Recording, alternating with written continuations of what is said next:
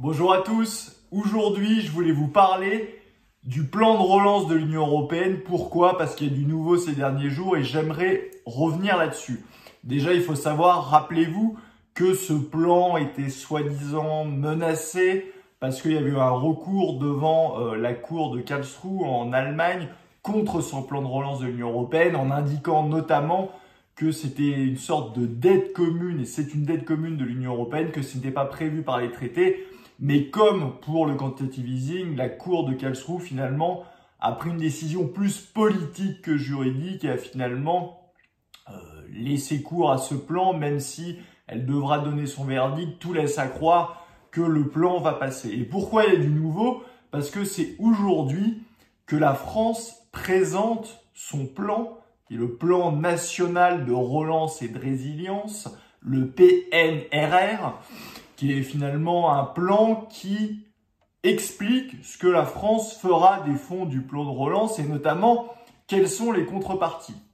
D'ailleurs, ce qui est intéressant quand on regarde ce plan national que je vais mettre en descriptif de cette vidéo, c'est qu'il est mis d'emblée, en fait, la France explique d'emblée que ce plan respecte les critères d'éligibilité au plan de relance de l'Union européenne.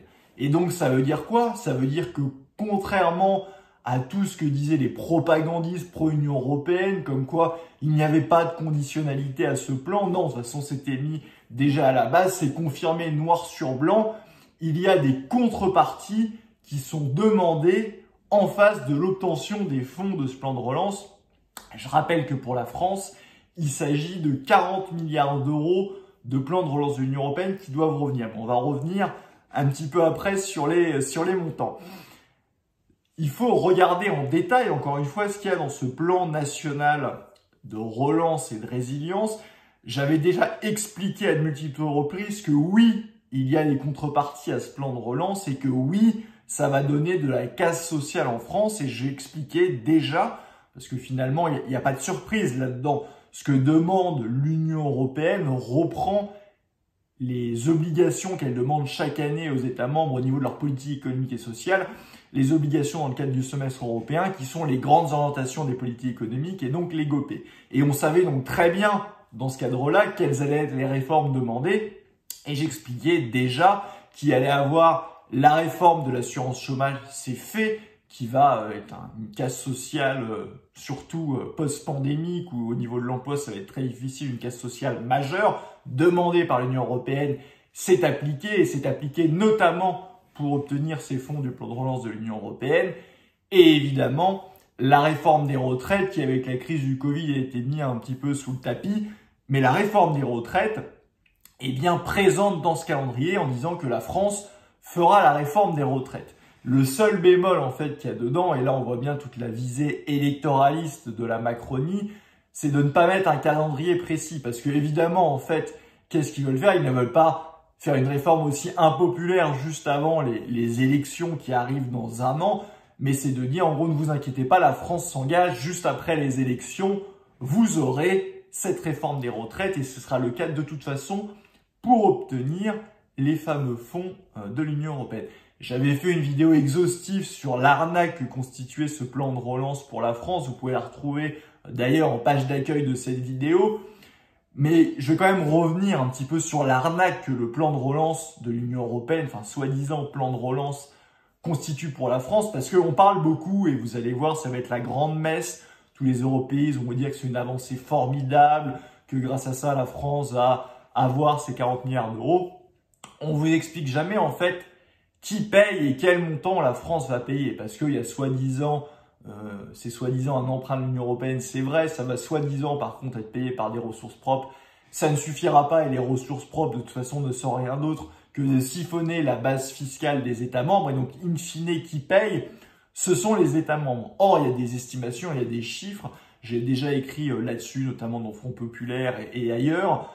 On sait que la France va payer entre le capital et les intérêts de remboursement de cet emprunt. La France va payer 80 milliards d'euros pour récupérer 40 milliards d'euros en fait du plan de relance de l'Union européenne. Donc ça veut dire quoi? Ça veut dire que la France va perdre 40 milliards d'euros dans l'affaire. C'est absolument délirant.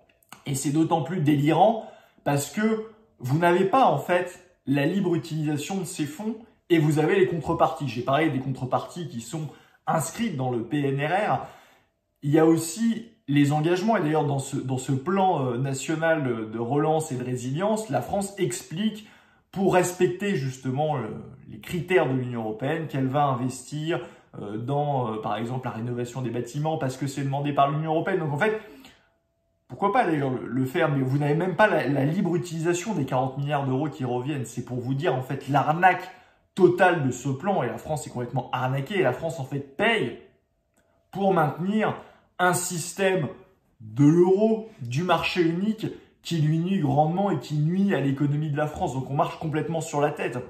On peut comprendre qu'un pays comme l'Allemagne consente à payer parce que l'Allemagne est le grand gagnant de l'euro, du marché unique, avec avec une Europe qui est centrée sur l'Allemagne, notamment depuis l'entrée des pays de l'Est. Enfin, toute la machine en fait marche pour l'économie allemande, et donc on peut comprendre que l'Allemagne se dit il faut quand même que ce système marche parce que ça me bénéficie. Mais la France en fait, c'est l'idiot du village, le dindon de la farce qui va payer pour maintenir un système qui lui nuit. Donc c'est complètement délirant. Ce plan de relance de l'Union européenne est une catastrophe pour la France, et on le verra dans les mois, dans les années à venir. C'est d'autant plus une catastrophe que la France, je rappelle, emprunte à 10 ans à taux négatif, que la France aurait pu faire un emprunt elle-même de 80 milliards pour son propre plan de relance, et elle aurait utilisé ces 80 milliards pour elle-même, et là sur les 80 milliards qu'elle va payer, elle va en récupérer 40, donc c'est un truc complètement délirant. Donc ce plan est une arnaque totale.